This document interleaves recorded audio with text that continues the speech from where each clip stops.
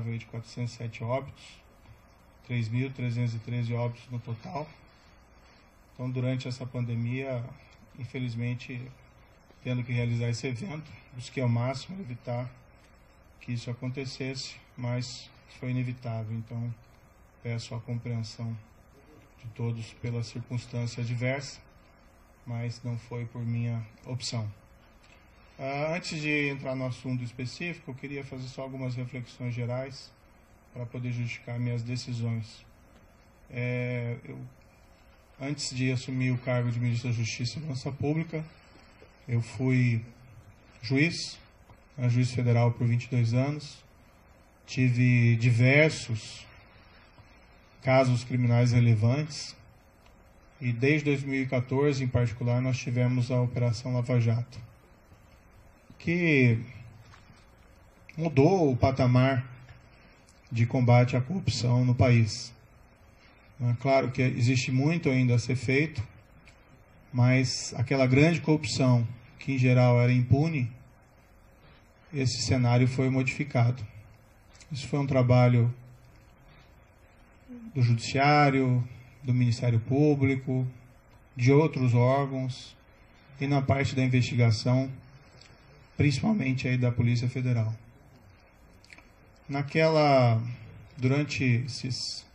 Desde 2014, na Lava Jato, a gente sempre tinha uma preocupação constante de uma interferência do Executivo nos trabalhos da investigação, e isso poderia ser feito de diversas formas: troca do diretor-geral, assim que houvesse causa, troca do superintendente. Tivemos, no início da Lava Jato, o superintendente Rosalvo Ferreira, que convidei aqui para o Ministério, fazendo um grande trabalho.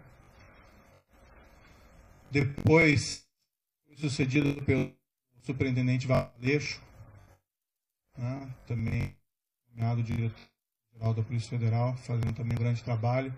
Houve essa substituição, na época foi pela aposentadoria do Dr. Rosalvo.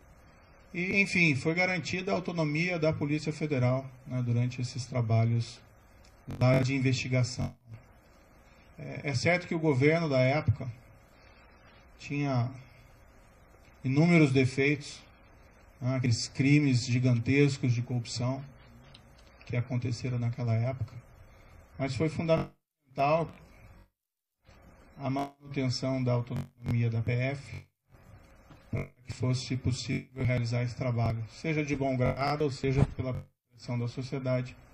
Essa autonomia foi mantida, isso permitiu que os resultados fossem alcançados. Isso é até um ilustrativo da importância de garantir Estado de Direito, Rule of Law, autonomia das instituições de controle e de investigação. Lembrando aqui até um episódio que num domingo qualquer, durante aquelas investigações, lembro que foi o superintendente, Maurício Valeixo, que recebeu uma ordem de soltura ilegal do presidente Luiz Inácio Lula da Silva, então condenado por corrupção, preso. Essa ordem emitida por um juiz incompetente, depois isso foi reconhecido nas demais instâncias. Foi graças à autonomia dele e ao sentimento da necessidade de cumprimento do dever que ele comunicou às autoridades judiciárias e foi possível rever essa ordem de prisão ilegal antes que ela fosse executada, a demonstrar o empenho dessas autoridades e da importância da autonomia das organizações de controle. No final de 2018, isso é uma história um pouco repetida, eu recebi convite do então eleito presidente da República, Jair Bolsonaro, e isso eu já falei publicamente diversas vezes. É fácil repetir essa história, porque essa história é absolutamente verdadeira. E fui convidado a ser ministro da Justiça e da Segurança Pública. O que foi conversado com o presidente, 1º de novembro, foi que nós teríamos um compromisso com o combate à corrupção, crime organizado e a criminalidade violenta. Inclusive foi-me prometido na ocasião carta branca para nomear todos os assessores, inclusive desses órgãos, né, policiais, como a Polícia Rodoviária Federal e a própria Polícia Federal. Na ocasião, né, até aproveitando aqui um breve parênteses para desmistificar um dado, foi divulgado equivocadamente por algumas pessoas que eu teria estabelecido como condição para assumir o Ministério da Justiça uma nomeação ao Supremo Tribunal Federal. Nunca houve essa condição. Até porque seria algo de aceitar um cargo de ministro da Justiça pensando em outro. Isso não é da minha natureza. Eu realmente assumi esse cargo, fui criticado, entendo essas críticas, né, mas a ideia era realmente buscar, num nível de formulador de políticas públicas aqui, numa alta posição do Executivo, de aprofundar o combate à corrupção e levar, né, esse maior efetividade em relação também à criminalidade violenta e ao crime organizado. Tem uma única condição que eu coloquei, não ia revelar, mas agora isso acho que não faz mais sentido, manter o segredo. Isso pode ser confirmado tanto pelo presidente como general Heleno. Eu disse que, como eu estava abandonando 22 anos da magistratura, contribuí 22 anos para a Previdência e perdia, né, saindo da magistratura essa Previdência, pedi apenas, já que nós íamos ser firmes contra a criminalidade, especialmente a criminalidade organizada, que é muito poderosa, que se algo me acontecesse, né, pedi que a minha família não ficasse desamparada sem uma pensão. Foi a única condição que eu coloquei para assumir essa posição específica no Ministério da Justiça. Permito-me aqui dizer que o presidente concordou com esse compromisso, nem foi uma condição, combate à corrupção, criminalidade violenta, criminalidade organizada. Né?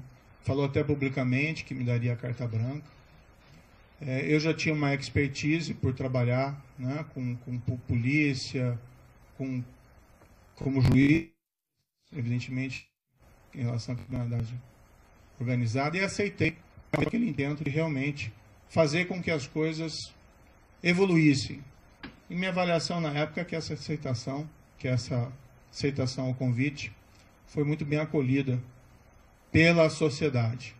Né? Também me via como estando no governo, como um também garantidor. Né? Claro que existem outras instituições importantes, Judiciário, Supremo Tribunal Federal, Ministério Público, mas entendi que pelo meu passado de juiz e meu compromisso com o Estado de Direito, que eu também poderia ser aí um garantidor, né, da lei e da imparcialidade e autonomia dessas instituições. Dentro do Ministério, me permito aqui algumas reflexões, a palavra mote tem sido integração. Né? Nós atuamos muito próximos das forças de segurança estaduais, até mesmo municipais. Né? Nós realmente trabalhamos duro contra a criminalidade organizada. Ouso aqui dizer, claro que tudo isso é sujeito a críticas e segundas opiniões, né? Mas que não houve um combate tão efetivo à criminalidade organizada como houve durante essa gestão do Ministério da Justiça e Segurança Pública, trabalhando não contra, mas com os governos estaduais. Tivemos o caso, por exemplo, da transferência e isolamento das lideranças do PCC. Tivemos recentemente a prisão do maior autoridade do PCC em liberdade, 20 anos foragido, no exterior, graças a um trabalho de investigação eficiente da Polícia Federal. Tivemos recordes de apreensão de drogas no combate ao crime organizado. Isso é importante, tirar droga das ruas, a cocaína, a maconha. Isso feito pela Polícia Federal, isso feito pela Polícia Rodoviária Federal, também um belíssimo trabalho aqui desenvolvido, pela Força Nacional nos locais em que ela atuou. Tivemos aí recorde de destruição de plantações de maconha no Paraguai, que é o nosso principal fornecedor. Números expressivos de apreensão de produto do crime, seja de droga, seja de corrupção, principalmente aí no caso pela Polícia Federal. Buscamos fortalecer a Polícia Federal e a Polícia Rodoviária Federal nesse período, com ampliação dos concursos existentes. Empregamos aí maciçamente a Força Nacional em todo o território nacional. A Força Nacional é uma instituição que, a meu ver, deveria ser fortalecida. Nós estamos lá defendendo no Congresso Nacional uma emenda à Constituição para tornar ela uma instituição prevista ali na Constituição, para que nós possamos ter, com o tempo, também um corpo próprio, sem prejuízo dos mobilizados, sem prejuízo dos requisitados do Estado, que nós queremos fortalecê-la. E ela tem sido muito demandada e às vezes nós sentimos que nós não temos aí a perna suficiente. E ela atendeu diversas emergências de segurança pública nesse período, lá no Ceará por mais de uma vez, espalhadas aí em terras indígenas, enfim, no nosso projeto Em Frente Brasil. Nós criamos o CEOP, né? Secretaria de Operações Integradas, até nessa linha de fortalecer a integração. A CEOP desenvolveu um programa chamado Horus e Vigia, que é talvez um dos primeiros programas realmente efetivos aí para controle de fronteiras no nosso país, e trabalha em conjunto com as forças de segurança estaduais. Investimos em inteligência com os centros de fusão, estaremos trabalhando também em outras áreas. Várias outras áreas aqui do Ministério da Justiça também tiveram, a meu ver, um bom ganho de efetividade, área do consumidor, área de imigração, a Senajus, enfim, aqui é só um retrato, né? Queria fazer algumas justificativas. No momento, o Ministério da Justiça está voltado principalmente ao enfrentamento da pandemia, né? Isso prejudicou um pouco os planos em curso, embora eles continuassem. Nós estamos cuidando principalmente de IPI, vacinação, de atenção às forças de segurança, de coordenação, de se preocupar com o Plano Nacional de Segurança. Enquanto o COAF esteve no Ministério da Justiça, e eu não pedi que o COAF viesse, mas foi proposto que ele fosse colocado no Instituto do Ministério da Justiça, nós os fortalecemos.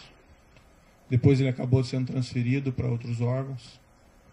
Até onde tem presente a estrutura fortalecida se manteve. Acho que isso é muito positivo. Também é um órgão de inteligência importantíssimo, que nós devíamos, inclusive, aumentar a sua estrutura e melhorar o seu funcionamento. Tivemos aí o projeto de lei anticrime, que foi a principal mudança legislativa, né, durante o nosso período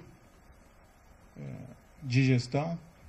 Várias alterações, facilitação também de venda de drogas. O DEPEN fez um trabalho também fantástico aqui no Ministério Público, também a Senad. Desculpe aqui um pouco cansativo todas essas reflexões. O projeto de lei anticrime poderia ter avanços maiores, infelizmente não foi aprovado em sua totalidade, mas ainda assim, na minha avaliação, ele representou um grande avanço. E eu lembro aqui, num dos primeiros projetos que nós fizemos no Ministério da Justiça, logo no início, foi uma campanha motivacional, né, para os servidores. E o tema era faça a coisa certa sempre. Então, esse sempre foi o mote, sempre foi a palavra, frase de ordem do Ministério da Justiça e da Segurança Pública. Faça a coisa certa, não importa as circunstâncias, arque com as consequências, isso faz parte. Acho que com tudo isso, nós conseguimos resultados expressivos, alguns deles eu já mencionei, como as questões de combate ao crime organizado, mas nós tivemos aqui, permito-me dizer, uma redução expressiva da criminalidade, né, em 2019. Tudo bem, já tinha uma queda em 2018, mas em 2019 nós tivemos uma queda em percentuais sem precedentes históricos, menos 19% de assassinatos. Outros crimes também caíram percentualmente de maneira até mais significativa. Mais de 10 mil brasileiros deixaram de ser assassinados. Claro, né, é um resultado compartilhado com os estados, com os municípios, onde tem combate à violência, ninguém tem dúvida disso, ninguém quer invocar esse mérito específico de maneira exclusiva, até porque a proposta do Ministério da Justiça sempre foi integração. Não importa o resultado, não quem leva a medalha no final. Mas é muito significativo, e isso me deixa muito feliz, que nesse primeiro ano nós tivemos resultados assim tão positivos para a queda de violência, que era uma grande aspiração da população brasileira. Claro que temos ainda que melhorar muito esse cenário, mas, enfim, isso é um trabalho que é permanente e duradouro. Bem, em todo esse período, tive apoio, né, do presidente Jair Bolsonaro em vários desses projetos, outros nem tanto, mas a partir do segundo semestre do ano passado, passou a haver uma insistência do presidente da troca do comando da Polícia Federal. Isso, inclusive, foi declarado publicamente pelo próprio presidente. Houve primeiro um desejo de trocar um superintendente da Polícia Federal do Rio de Janeiro. Sinceramente, não havia nenhum motivo para essa substituição. Mas conversando com o superintendente em questão, ele queria sair do cargo, né, por questões exclusivamente pessoais.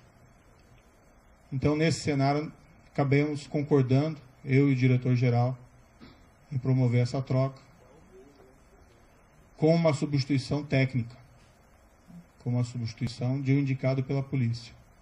Agora, tem que fazer uma referência bastante rápida, né? Eu não indico superintendentes da Polícia Federal. Tá? A única pessoa que eu indiquei na Polícia Federal foi o diretor, o Maurício Valeixo. Não é meu papel fazer indicações aí de superintendentes. E assim tem sido no Ministério como um todo. Eu sempre tenho solicitado, dado autonomia, né, ao pessoal que trabalha comigo, a palavra certa não é subordinado, é equipe, para que eles façam as melhores escolhas, né? Assim se valoriza aí os subordinados, desculpa, a equipe, e as escolhas técnicas, né? Eu tinha notícia quando eu assumi aqui o Ministério da Justiça, de que pelo menos havia rumores de que a Polícia Rodoviária Federal tinha algumas superintendências, indicações políticas. Eu escolhi o diretor-geral, Adriano Furtado, está aqui presente. Ele pode ser testemunhar o que eu disse para ele na ocasião, que eu falei, escolha tecnicamente, né? O que não é aceitável de maneira nenhuma são essas indicações políticas. Claro que às vezes existem indicações positivas, mas quando se começa a preencher esses cargos técnicos, principalmente de polícia, por questões político-partidárias, realmente o resultado não é bom para a corporação, inclusive. O presidente, no entanto, passou a insistir também na troca do diretor-geral. O que eu sempre disse ao presidente? Presidente, eu não tenho nenhum problema em trocar o diretor-geral da Polícia Federal, mas eu preciso de uma causa. E uma causa normalmente relacionada a uma insuficiência de desempenho, um erro grave. E, no entanto, que eu vi, né, durante todo esse período, e até pelo histórico do próprio diretor-geral, que é um trabalho bem feito, né? Várias dessas operações importantes, combate ao crime organizado, operações também de combate à corrupção que foram relevantes, poderiam ter até mais operações, né? Mas normalmente essas operações elas maturam durante algum tempo. E ano passado, em particular, nós ficamos aí 4 meses sem poder movimentar inquéritos envolvendo lavagem de dinheiro, né, por uma decisão judicial. Isso também prejudicou um pouco os trabalhos. Mas o trabalho vinha sendo feito e até a queda dessas estatísticas criminais é um indicador relevante de que o trabalho estava sendo positivo.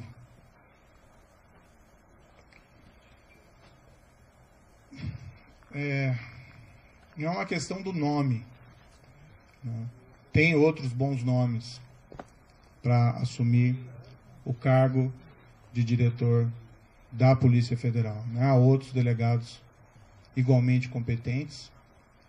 O grande problema de realizar essa troca, primeiro, haveria uma violação de uma promessa que me foi feita inicialmente, que eu teria carta branca. Em segundo lugar, não haveria uma causa para essa substituição. E estaria claro que estaria havendo ali uma interferência política na Polícia Federal, o que gera um abalo na credibilidade. Não minha, mas minha também, mas também do governo, desse compromisso maior que nós temos que ter com a lei, com o rule of law, e ia ter impacto também, na minha opinião, na própria efetividade da Polícia Federal. Ia gerar uma desorganização. Não aconteceu durante a Lava Jato, a despeito de todos os problemas de corrupção dos governos anteriores. Houve até um episódio em que foi nomeado um diretor no passado com o intuito de interferência política e não deu certo, ficou pouco mais de 3 meses. A própria instituição rejeitou essa possibilidade. E o problema é que nas conversas com o presidente, e isso ele me disse expressamente, que não é só a troca do diretor-geral, né? Haveria também a intenção de trocar superintendentes, novamente o superintendente do Rio de Janeiro, outros superintendentes provavelmente viriam em seguida, a superintendente da Polícia Federal de Pernambuco, sem que fosse me apresentado uma razão, uma causa para realizar esses tipos de substituições que fossem aceitáveis. Dialoguei muito tempo com o presidente, busquei postergar essa decisão, às vezes até sinalizando que poderia concordar no futuro, né, com essa possibilidade. E até num primeiro momento pensando, não, de repente pode ser feito, pode ser alterado, mas cada vez mais me veio a sinalização de que seria um grande equívoco realizar essa substituição. Ontem, né, eu conversei com o presidente, houve essa insistência do presidente, né, falei ao presidente que seria uma interferência política, ele disse que seria mesmo, né. Falei que isso teria um impacto para todos, que seria negativo. Mas, para evitar uma crise, né, durante uma pandemia, não tenho vocação aí para carbonário, muito pelo contrário, acho que o momento é inapropriado para isso. Eu sinalizei, então, vamos, né, substituir o Valeixo por alguém que represente a continuidade dos trabalhos, alguém com um perfil absolutamente técnico e que fosse uma sugestão minha também. Na verdade, nem minha, uma sugestão da própria Polícia Federal. Eu sinalizei com o nome do atual diretor executivo da Polícia Federal, Disney Rossetti. Eu nem tenho uma grande familiaridade com Disney Rossetti, mas é uma pessoa de carreira, de confiança. E como eu disse, essas questões não são pessoais, não são preferências pessoais. São questões que têm que ser decididas tecnicamente. Fiz essa sinalização, mas não obtive resposta. O presidente tem a preferência por alguns nomes que seriam da indicação deles. Eu não sei qual que vai ser exatamente a escolha. Né? Foi ventilado o nome de um delegado que passou mais tempo no Congresso do que na ativa, na Polícia Federal. Foi indicado, né, sugerido o nome do atual diretor da BIM, que tem até um bom nome dentro da Polícia Federal. Mas o grande problema é que não são tantos essa questão de quem colocar, o problema é por que trocar. Né? e permitir que seja feita a interferência política no âmbito da Polícia Federal. O presidente me disse mais de uma vez, expressamente, que ele queria ter uma pessoa do contato pessoal dele, que ele pudesse ligar, que ele pudesse colher informações, que ele pudesse colher aí relatórios de inteligência, seja o diretor, seja o superintendente. E realmente não é o papel da Polícia Federal prestar esse tipo de informação. As investigações têm que ser preservadas. Né? Imaginem se durante a própria Lava Jato, né, o ministro, o diretor-geral, o presidente, então presidente Dilma, né, o ex-presidente Luiz ficassem ligando para o superintendente em Curitiba para colher informações sobre as investigações em andamento. Então, a autonomia da Polícia Federal, né, como um respeito aí à autonomia da aplicação da lei, né, seja a quem for, isso é um valor fundamental que nós temos que preservar dentro de um Estado de Direito. O presidente me disse isso expressamente, né, ele pode ou não confirmar essas questões, mas, enfim, é algo que realmente eu não entendi apropriado. Então, o grande problema não é quem entra, mas por que alguém entra. Né? E se esse alguém, sendo da corporação, aceitando substituição do atual diretor-geral, né, com o impacto que isso vai ter na corporação, não conseguiu dizer não para o presidente numa proposta dessa espécie, eu fico na dúvida se vai conseguir dizer não em relação a outros temas. Há uma possibilidade que se afirme que o Maurício Valeixo gostaria de sair, né? Mas isso não é totalmente verdadeiro. O ápice da carreira de qualquer policial federal, delegado da Polícia Federal, é, né, a direção-geral da Polícia Federal. E ele entrou com uma missão. Claro que, depois de tantas, né, pressões para que ele saísse, ele de fato, né, até manifestou a mim, olha, talvez seja melhor eu sair para diminuir essa cisma, e nós conseguimos realizar uma substituição aqui adequada. Eu sairia para uma didância, para outro cargo. Mas nunca isso voluntariamente, sim decorrente dessa pressão, que a meu ver não é aí apropriada. E o grande problema, uma substituição que seja orientada aí por causas, né, que possam ser sustentadas, não haveria aí nenhum problema específico. O presidente também me informou que tinha preocupação, né, com inquéritos em curso no Supremo Tribunal Federal e que a troca também seria oportuna da Polícia Federal por esse motivo. Também não é uma razão que justifique a substituição, até algo que gera uma grande preocupação. Enfim, eu, né, sinto que eu tenho o dever de tentar proteger a instituição, a Polícia Federal. E por todos esses motivos, eu ainda busquei uma solução alternativa, para tentar evitar aí uma crise política durante uma pandemia. Acho que o foco deveria ser o combate à pandemia, mas entendi que eu não podia aí deixar de lado esse meu compromisso com o Estado de Direito. A exoneração que foi publicada, eu fiquei sabendo pelo Diário Oficial, pela madrugada. Eu não assinei esse decreto. Em nenhum momento isso foi trazido, em nenhum momento o diretor-geral da Polícia Federal apresentou um pedido formal de exoneração.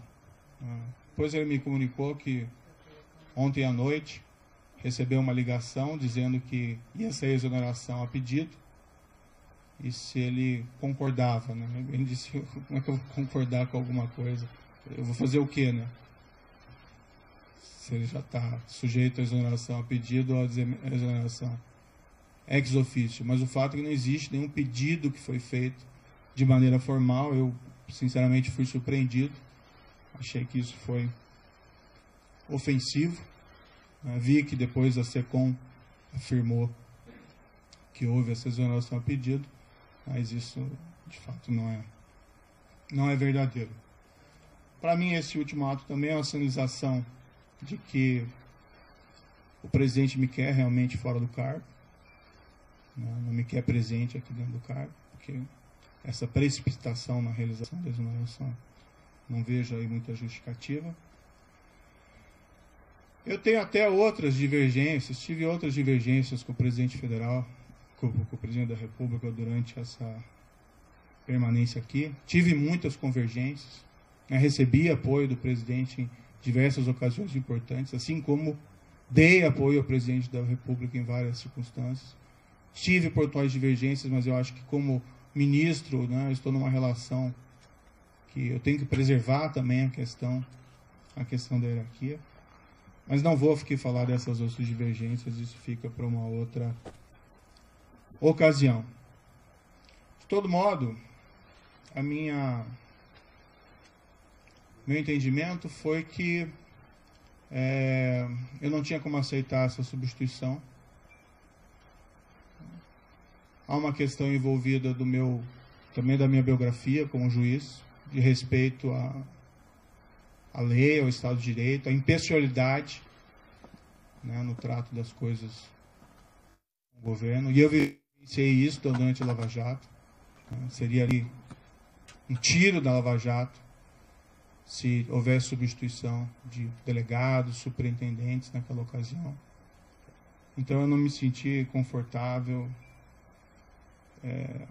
Tenho que preservar a minha biografia, mas acima de tudo eu tenho que preservar o compromisso, que foi o compromisso que eu assumi inicialmente com o próprio presidente, que nós seríamos aí firmes no combate à corrupção, crime organizado e criminalidade violenta. E um pressuposto necessário para isso é que nós temos que garantir aí o respeito à lei, a própria autonomia da Polícia Federal contra interferências políticas. Certo, o presidente indica, ele tem essa competência, ele indica o diretor-geral, mas ele assumiu um compromisso comigo inicial de que seria uma escolha técnica, que eu faria essa escolha, e o trabalho vem sendo realizado. Poderia ser alterado o diretor-geral, desde que eu tivesse uma causa consistente. Não tendo uma causa consistente e percebendo que essa interferência política pode levar a relações impróprias entre o diretor-geral, entre os superintendentes, com o presidente da República, é algo que realmente eu não posso concordar.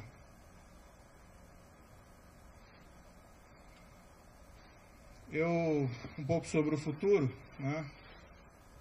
De todo modo, eu agradeço ao presidente da República a nomeação que me foi feita lá atrás. Acho que nós tínhamos um compromisso, eu fui fiel a esse compromisso. Acho que estou sendo fiel a esse compromisso no momento em que eu me encontro aqui dentro do Ministério da Justiça.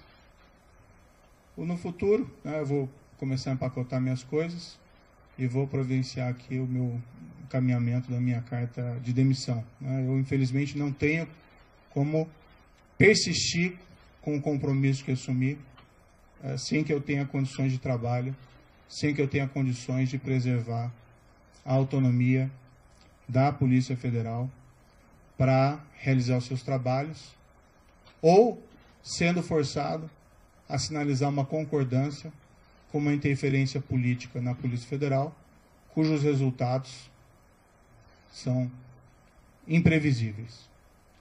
Espero que, independente da minha saída, seja feita a escolha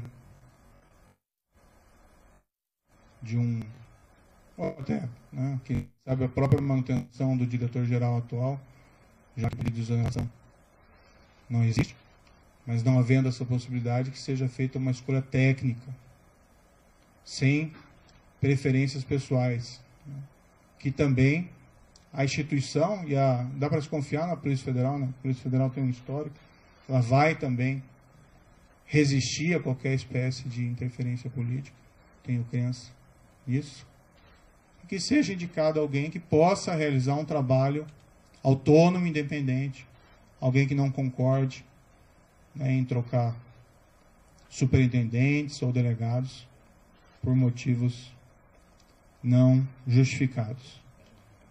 O meu futuro pessoal, após disso, né, eu abandonei esses 22 anos de magistratura. Infelizmente é um caminho sem volta, né, mas quando eu assumi, eu sabia dos riscos. Vou descansar um pouco, né. Nesses 22 anos foram muito trabalho, em especial durante todo esse período da Lava Jato, eu praticamente não tive descanso, e nem durante o exercício do cargo de ministro da Justiça e Segurança Pública. Vou procurar, né, mais adiante um emprego, não enriqueci, né, no serviço público, nem como magistrado, nem como ministro, e quero dizer que, independentemente de onde eu esteja, eu sempre vou estar à disposição do país para ajudar, o que quer que seja, se eu puder ajudar nesse período da pandemia com outras atitudes, mas, enfim, sempre respeitando o mandamento do Ministério da Justiça e Segurança Pública nessa gestão, que é fazer a coisa certa sempre. Muito obrigado.